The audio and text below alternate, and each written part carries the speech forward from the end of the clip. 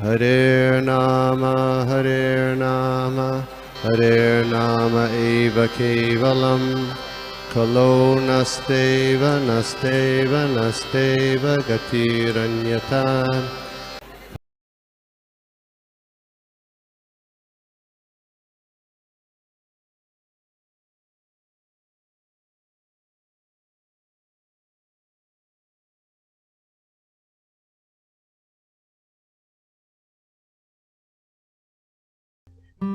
ओम नमो भगवते वासुदेवाय। ओम नमो भगवते वासुदेवाय। ओम नमो भगवते वासुदेवाय। नारायणं नमस्कृत्य नरं चैव नरोत्तमं देवीं सरस्वतीं व्यासं ततो जयमुदीरयेत्। नष्टप्रायेषु अभद्रेषु नित्यं भागवत सेवया भगवती उत्तम श्लोके भगवती नैष्ठिकी। ओम अज्ञानतिमिरान्धस्य ज्ञानाञ्जनशलाकया चक्षुरुन्मिलितं येन तस्मै श्री गुरुवे नमः। श्री चैतन्य मनोभीष्टं स्थापितं येन भूतले स्वयं रूप कदा मह्यं ददाति स्वपदान्तिकं। नमामि विष्णुपादाय कृष्णप्रेष्ठाय भूतले श्रीमते भक्ति वेदांत स्वामिनिति नाम्ने। नमस्ते सारस्वती देवे गौरवाणी प्रचारिणे निर्विशेष शून्यवादी पाश्चात्य देशतारिणे। जय श्री कृष्ण चैतन्य प्रभु नित्यानंद श्री अद्वैत गदाधर श्रीवासादि गौर भक्त वृंदा। हरे कृष्णा कृष्णा कृष्णा हरे हरे राम राम हरे हरे। मुखं करोति वाचालं पंगुं लंघयते गिरिं यत्कृपातमहं वन्दे श्री गुरु दिनतारिणं परमानंद माधवं श्री चैतन्येश्वरं। हरे कृष्णा। बहुत बहुत धन्यवाद ईश्वरी माता जी। ईश्वरी माता जी आपकी कृपा से भागवतम का पाठ कर रहे हैं और अभी तीसरे स्कंद तक पहुंचे हैं, 15वें अध्याय तक। सभी उपस्थित भक्तों और आप सभी का आशीर्वाद देते हुए आज का जो ये 7वां श्लोक है इसके ऊपर कुछ बोलने का प्रयास करूंगा। निमित्त मात्र सारे देते हुए आज का श्लोक जो है शीर्षक बहुत अच्छा है अध्याय का। भगवान का जो दिव्य धाम है किंगडम ऑफ गॉड उसका वर्णन यहाँ पे हो रहा है। उससे पहले आज का श्लोक हम देखते हैं।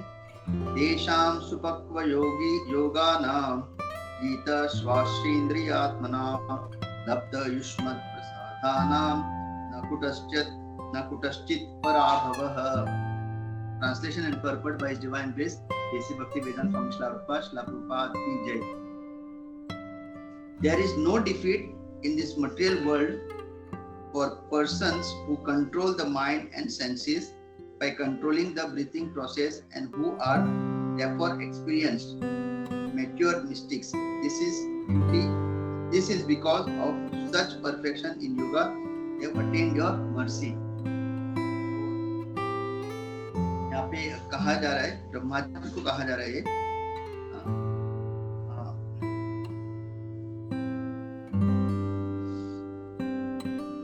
तो उनसे क्या कहा जा रहा है कि इस भौतिक जगत में जो योग के द्वारा अपने जो योग में जो ब्रीथिंग प्रोसेस होता है उसको जो कंट्रोल करके अपने जो मन और इंद्रियों जो नियंत्रण करते हैं और ऐसे परिपक्व जो योगी है उन लोगों का कभी भी इस भौतिक जगत में पराभव नहीं होता, क्योंकि आपकी कृपा पाने के कारण। Okay, this is because by such perfection in yoga they have attained the mercy. इस तरह से जो परिपक्व योगी होते हैं उनको आपकी कृपा प्राप्त होती है।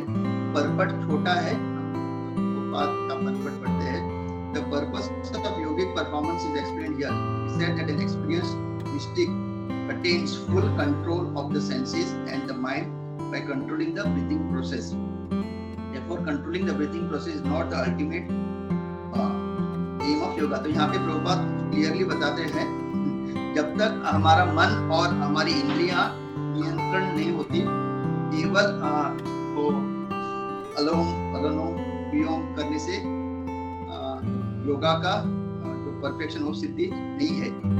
Therefore, controlling the breathing process is not the ultimate aim of yoga. यहाँ पे प्रभुपाद क्लियरली लिखते हैं, the real purpose of yogic performance is to control the mind and the senses. Anyone who has such control is to be understood to be an experienced, mature, mystic yogi. It is indicated herein that a yogi who has control over the mind and senses has the actual benediction of the Lord, and he has no fear. In other words, one cannot attain the mercy and benediction of the Supreme Lord until one is able to control the mind and senses. This is actually possible when one fully engages in Krishna consciousness. A person whose senses and mind are always engaged in transcendental service of the Lord has no possibility of engaging in material activities. The devotees of the Lord are not defeated anywhere in the universe. It is stated, Narayana Para Sarve. One who is Narayana Para, or a devotee of the Supreme Personality of God, is not afraid anywhere, whether he is sent to hell or promoted to heaven. Bhagavatam 6.17.28. Kam karoti vachan pangum langete girim yat kripata mahamande Shri Guru Dinatarinam Paramananda Madhav. तो प्रभुपाद का हम हमेशा यही जानते हैं कि जो भी भागवतम हो, भगवत गीता हो, हर एक श्लोका को प्रभुपाद बहुत अच्छी तरह से भक्ति योग से जोड़ देते हैं, जो अपना लक्ष्य है। हर एक जीव का लक्ष्य, मतलब किस तरह से हम सारा जो ज्ञान है उसको किस तरह से हम भक्ति योग में प्रयोग या उसको यूज कर सकते हैं भक्तों को। तो यहाँ पे जो हम देख रहे हैं कि ब्रह्मा जी को ये संबोधित कर रहे हैं, बिकॉज एक्चुअली हम जानते हैं प्रभुपाद यहाँ पे परपट में लिख रहे हैं कि भगवान मतलब ये जो कृपा है भगवान उनको देते हैं जिन्होंने अपने इंद्रिया मन को नियंत्रण किया है, क्योंकि जब तक इंद्रियां और मन नियंत्रण नहीं रहेंगे योग की सिद्धि को हम प्राप्त नहीं कर सकते। और भगवान अगर आप देखेंगे भगवत गीता में भी बताते हैं सबसे परिपक्व योगी वो है कौन? योगी नाम अपनी सर्वेशाम मद्गते अंतरात्मना श्रद्धावान भजते यो माम समे युक्तत मोहमतः। And of all the yogis, one with great faith who always abides in me, thinks of me within himself, and renders transcendental service to me, is the most intimately united with me in yoga and is the highest of all. That is my opinion. लेकिन यहाँ तक पहुँचने के लिए जैसे यहाँ पे बताया जा रहा है कि मन और इंद्रियों का नियंत्रण होना बहुत आवश्यक है। अगर हमारा मन और इंद्रियां अगर नियंत्रण नहीं है तो क्या होगा? हम लोग क्या कहते हैं, परिपक्व योगी नहीं बन सकते हैं। और यहाँ पे अगर आप देखेंगे ये जो श्लोका है भगवद गीता के जो छठा अध्याय है ध्यान योग, उससे मतलब कनेक्ट कर सकते हैं हम। जैसे यहाँ पे बताया गया है कि ऐसे योगी का कभी पतन नहीं होता, न कुटश्चित पराभवः। मतलब ऐसे जो योगी है जिन्होंने अपना मन और इंद्रियां कंट्रोल किया है उनका कभी पराभव नहीं होता। इसी तरह अर्जुन जो अगर आप देखेंगे, अगर आपने छठा अध्याय अगर स्मरण करेंगे तो वहां पे भी अर्जुन पूछता है भगवान कृष्ण से कि हे मतलब भगवान जो ऋषिकेश है, सारे इंद्रियों के स्वामी है, वो क्या कहते हैं, उनसे पूछते हैं कि अगर कोई व्यक्ति भक्ति में आता है या योग सिद्धि में अपना कार्य शुरू करता है और किसी वर्ष वो पूरी तरह से परिपक्व नहीं होता, अयति श्रद्धयोपेता योगा चलति मानस अप्राप्य योग संसिद्धिम काम गतिम कृष्ण गच्छति। तो अर्जुन कृष्ण से पूछते हैं कि अगर कोई बहुत ही श्रद्धा के साथ आ जाता है एक योग मार्ग में, कोई भी योग, ध्यान हो, कर्म, लेकिन यहाँ पे ध्यान योग के बारे में अर्जुन पूछ रहा है, और मानो किसी वर्ष वो कार्य तो कर रहा है ये आध्यात्म मार्ग पे चलने का, लेकिन किसी अगर वो परिपक्व नहीं होता, अपना प्रोसेस पूरी तरह से कंप्लीट नहीं कर पाता, तो फिर क्या होगा ऐसे योगी का, अर्जुन पूछ रहा है। हाँ, क्योंकि वो क्या कहता है कि उसने ना भौतिक जगत को त्याग कर वो आध्यात्मिक मार्ग पे चलने का उसने पूरा कोशिश किया, तो फिर क्या होगा ना इधर का ना उधर का। हाँ पता है, क्योंकि ऐसा कहा जाता है कि दो ही तरह के जो जीव है हमेशा खुश रहते हैं। एक जो पूरी तरह भौतिक संसार में डूबा हुआ है, तमोगुण में है, पूरी तरह से भौतिक संसार में डूबा हुआ है, उसको मतलब उसका अगला जीवन क्या है, पाप क्या है, पुण्य का, उससे लेना देना नहीं हो, इतना तमोगुण में है, वो पूरी तरह से भौतिक विषय में डूबा हुआ है। ऐसे एक जीव खुश होते हैं। और जो परमहंस के लेवल पे, जैसे हमारे आचार्य है, श्रील प्रभुपाद है, हमारे गुरुजन, क्योंकि उन्होंने भगवान का अनुभव किया हुआ है। उन्होंने जो हरे कृष्ण महामंत्र, प्रेम गोलोकेरा प्रेम धवन, वो जब करते हैं वो एक्चुअली उसका आस्वादन करते हैं हरे कृष्ण महामंत्र का। तो या तो परमहंस के लेवल पे जो है या एकदम नीचे लेवल पे, यही दो लोग खुश रहते हैं। अभी जो परमहंस लेवल पे है उनका आनंद सही में दिव्य आनंद है, लेकिन जो तमोगुण में है वो उनको लग रहा है वो खुश है। लेकिन जो सबसे जो बीच में अटके हुए हैं, हम जैसे साधक, हम लोग अभी भौतिक जो चीजें हैं उसको त्याग कर कृष्ण भावनामृत का प्रक्रिया हम लोग अपना लिया अपने जीवन में। लेकिन अभी क्या हुआ है, अभी तक हमने वो एक्चुअल जो आनंद है उसका आस्वादन नहीं किया है। राइट? कोई भी, मतलब मैं अपने बारे में तो बता सकता हूँ, अभी भी जब भी हरे कृष्ण महामंत्र जब करता हूँ, अभी तक वो अनुभूति नहीं होती कि कृष्ण और उनका दिव्य नाम अभिन्न है। अभी भी वो क्या है, करना है, 16 माला करना है, गुरु को वचन दिए है, एज अ क्या कहते हैं, एज अ ड्यूटी जब करते हैं। तो हमने अभी तक वो आनंद अनुभव नहीं किया। और भौतिक बहुत सारे चीजें, बहुत क्या जो भक्ति के लिए उपयोग नहीं, उसको छोड़ दिया है। तो हम लोग बीच में अटके हुए हैं। तो ना हम भौतिक आनंद का कुछ कर रहे हैं, ना ही हम परमहंस लेवल पे है, ना ही हम आध्यात्मिक आनंद का भी अनुभव कर रहे हैं। तो जो बीच में होते हैं ना, हमेशा उनका क्या रहता है, वो लोग हमेशा उनको लगता है मैंने सही किया है कि नहीं। तो अर्जुन ऐसे लोगों के बारे में पूछ रहे हैं, हम जैसे लोगों के बारे में, कि हम लोगों का क्या होगा अगर मानो शरीर छोड़ने तक भी उन्होंने अपना प्रोसेस पूरी तरह से अगर कंप्लीट नहीं किया, ना तो उसने भौतिक भोग किया और ना ही आध्यात्मिक जगत का उसने वो जो दिव्य आनंद, उसका आनंद का अनुभव किया। तो ऐसे जो जीव है उनका क्या होगा, बेचारे ना इधर के ना उधर के।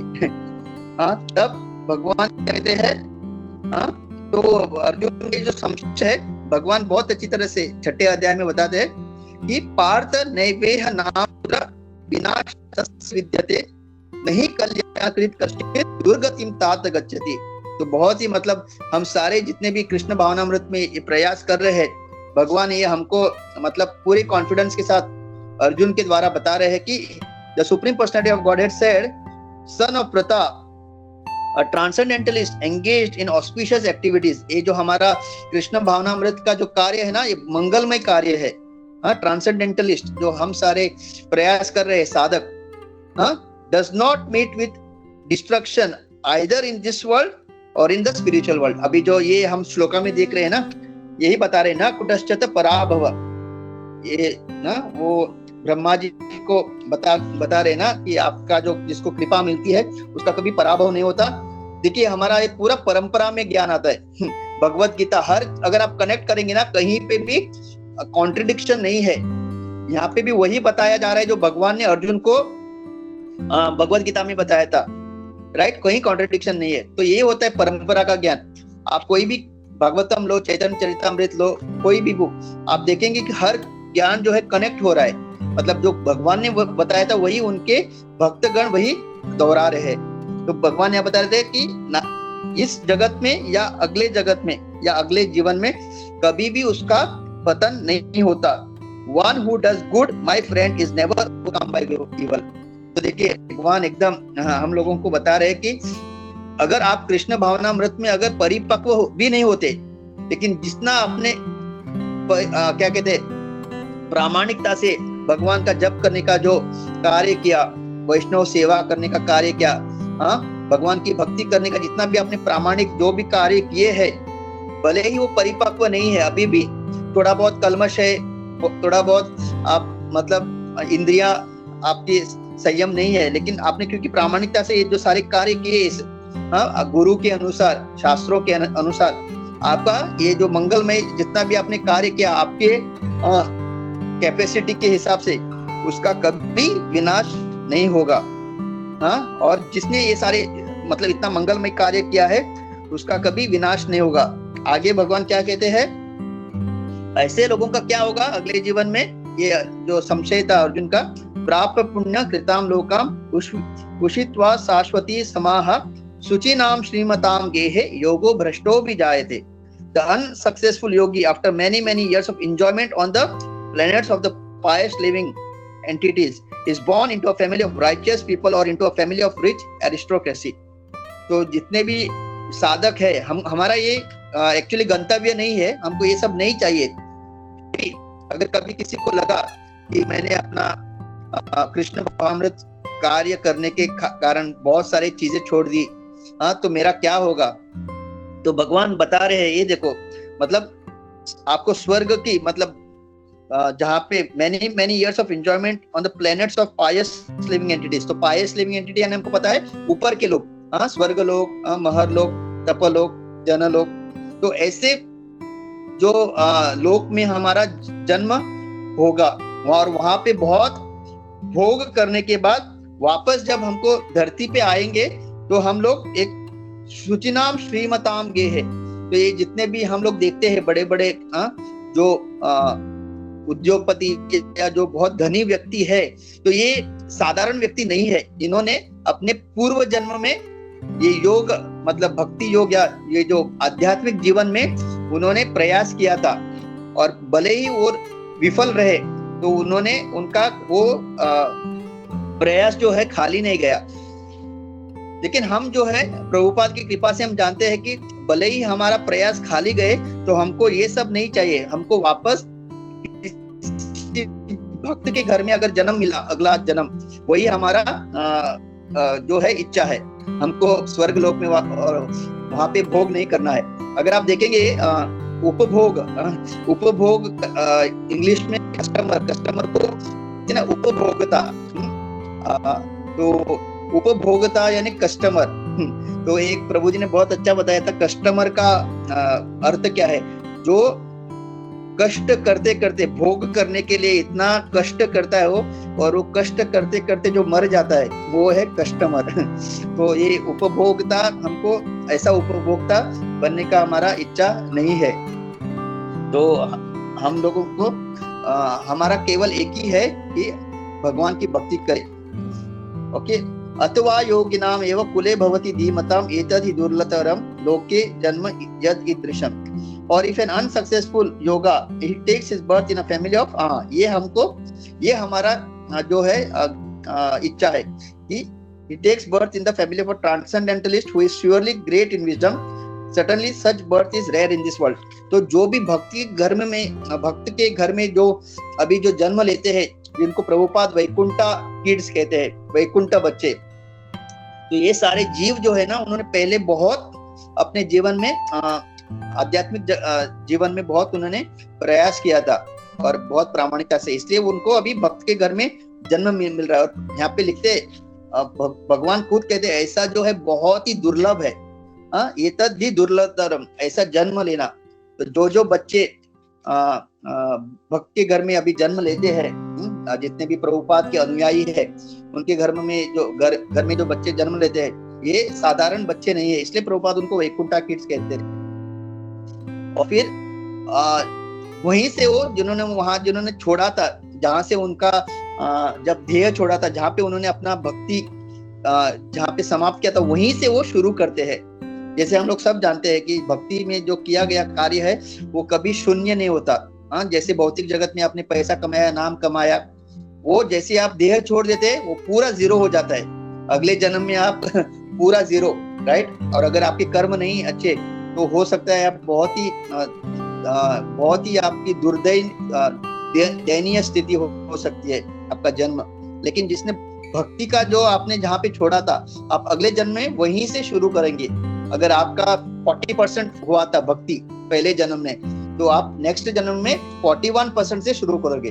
कितना अच्छा है ना, मतलब इवन 1% कम नहीं होगा, यू विल एग्जैक्टली स्टार्टेड 41%। तो ये सब बहुत बहुत इम्पोर्टेंट है हमारे लिए, क्योंकि हम लोगों को लगता है कि ये जो इंद्रिय और मन जब तक हमारा कंट्रोल में नहीं रहेगा, तब तक हम लोग सही में भक्ति नहीं कर पाएंगे। क्योंकि ये जो इंद्रियां है वो बहुत ही विषैली सर्प की तरह है, जिन लोगों के जो इंद्रिया, इसलिए अगर देखेंगे रूप गोस्वामी, श्रील रूप गोस्वामी हमको पहले ही इंस्ट्रक्शन क्या देते हैं, वाचो वेगम, मनस क्रोध वेगम, जिह्वा वेगम, उदर पस्त वेगम, एतान वेगान।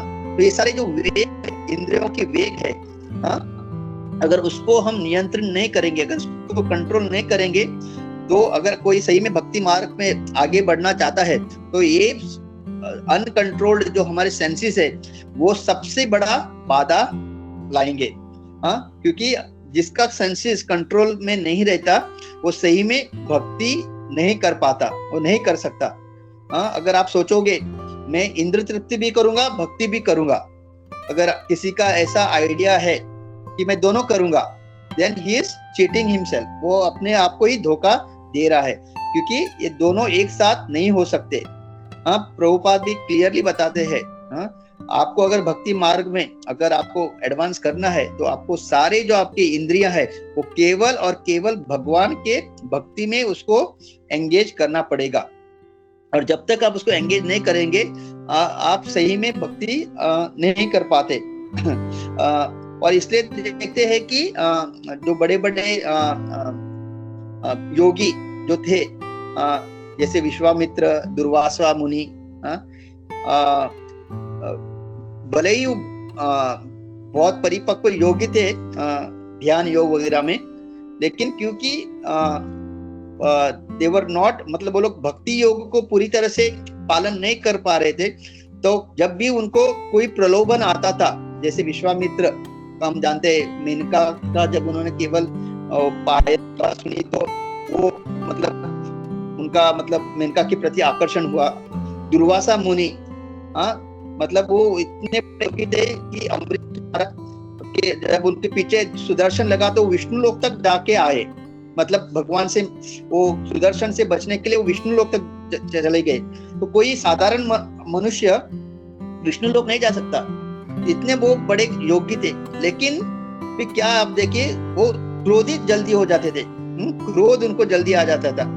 तो केवल और केवल जब आप भक्ति योग में संलग्न होते हैं, तब ये सारा जो अनर्थ बोलिए या इंद्रिय नियंत्रण तभी आप कर पाएंगे, नहीं तो बहुत बहुत मुश्किल है। क्योंकि भौतिक जगत में आज तो मतलब जो दौर चल रहा है, हर जगह इंद्रियों को किस तरह से उसका शोषण किया जाए। मतलब आप इवन एडवर्टीजमेंट देखिए, एडवर्टीजमेंट जहाँ पे नारी का जरूरत नहीं किसी एक प्रोडक्ट को बेचने के लिए, जहाँ पे वहां पे भी एक बहुत सुंदर सी नारी बिना मतलब इस तरह से उस नारी का वो फोटो रहेगा, मतलब देखते ही मतलब अगर किसी का इंद्रिय नियंत्रण नहीं है, अगर वो भक्ति में नहीं है, इमीडिएटली वो अट्रैक्ट हो जाएगा। तो आज का जो पूरा दौर है, मतलब किस तरह से हमारे अनकंट्रोल सेंसेस को इजीली वो पतन करवा सकता है।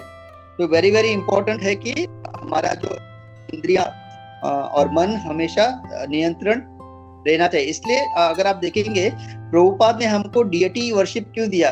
कहते हैं ना कि कलयुग में केवल हरि नाम काफी है, भगवान प्राप्ति का युग धर्म क्या है? हरि नाम।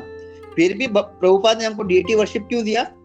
क्योंकि डीएटी वर्शिप, अर्च विग्रह की जब हम सेवा करते हैं ना, आप नोट कीजिए, तब क्या होता है, जब अर्च विग्रह की सेवा करते हैं तो सारी इंद्रियां जो है ऑटोमेटिकली वो अर्च विग्रह का, जब आप ड्रेसिंग कर रहे हो या भगवान को मुकुट पहना रहे हो, तो पूरा ऑटोमेटिकली भगवान के ऊपर इतना वो फोकस हो जाता है, यहाँ वहां नहीं भागता। और वही आप अगर चैंटिंग करने के लिए बैठिए, चैंटिंग करने के लिए बैठते तो जैसे ही मतलब जो शांत मन रहता है, जैसे ही आप शुरू करते हैं हरे कृष्णा, इमीडिएटली इधर उधर भागना शुरू करता है।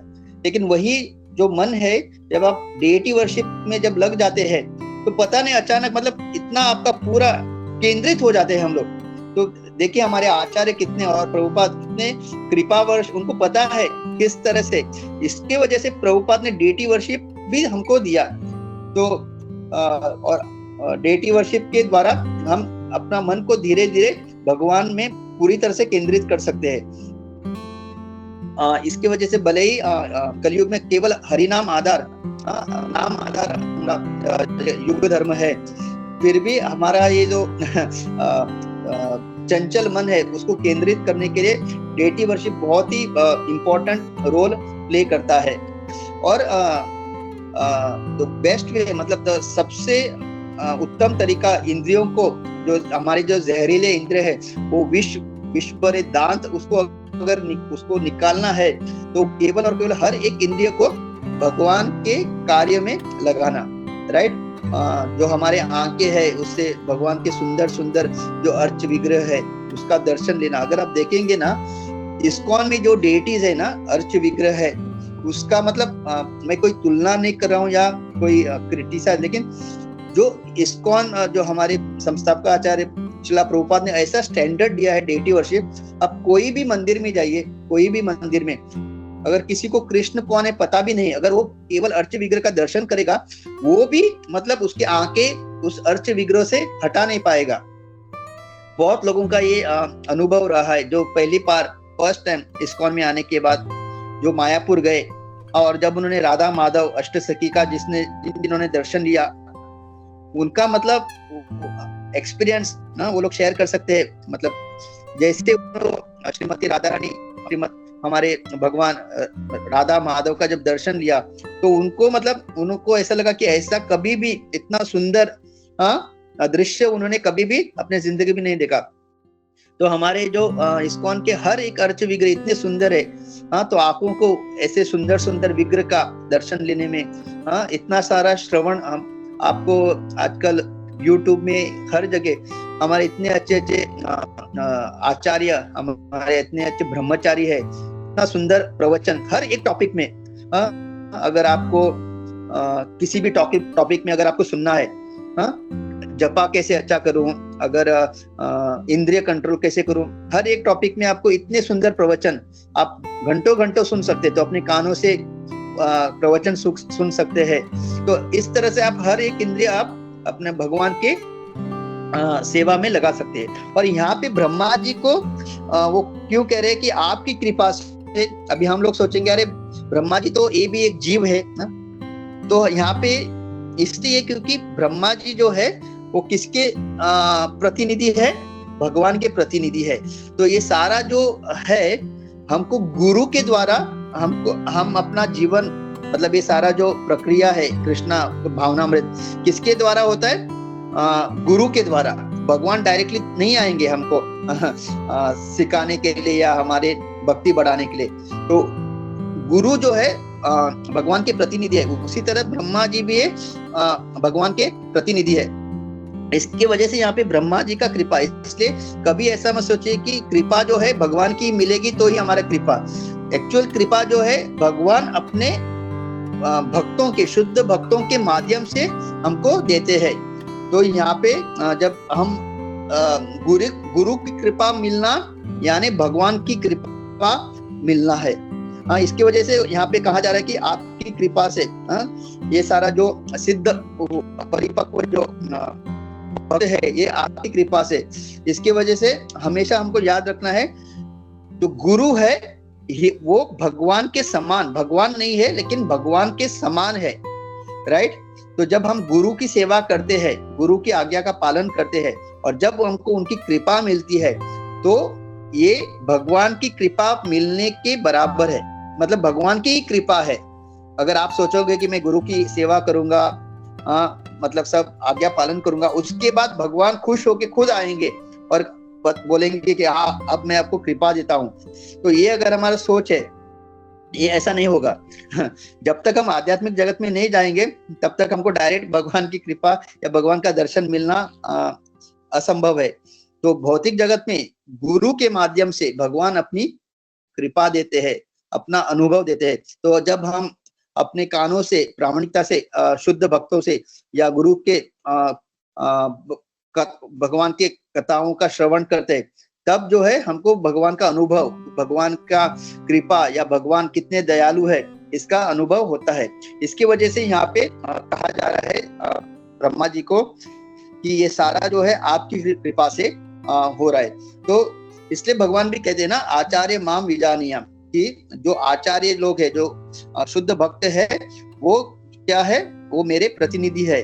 न अवमन्यते, उनका कभी भी हमको क्या कहते हैं, अपमान कभी भी नहीं करना चाहिए, राइट। न अवमन्यते करहिचित न मर्त्य बुद्ध सूये, कभी ऐसा सोचिए कि ये जो, अरे ये मेरे जैसे ही एक हार्ड मास का व्यक्ति है, पहले जवान था, अभी देखो एज इनका मतलब बहुत वृद्ध हो गए हैं, चल नहीं सकते, इनको मतलब सहारे की जरूरत पड़ती है।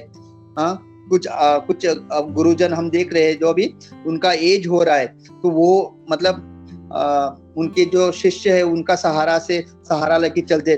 तो कभी भी ऐसा मत सोचिए ये भी एक हार्ड मास का व्यक्ति है, इसको तो न अवमन्यत करे, न मर्त्य बुद्ध सूये, तो कभी ऐसा मत सोचिए।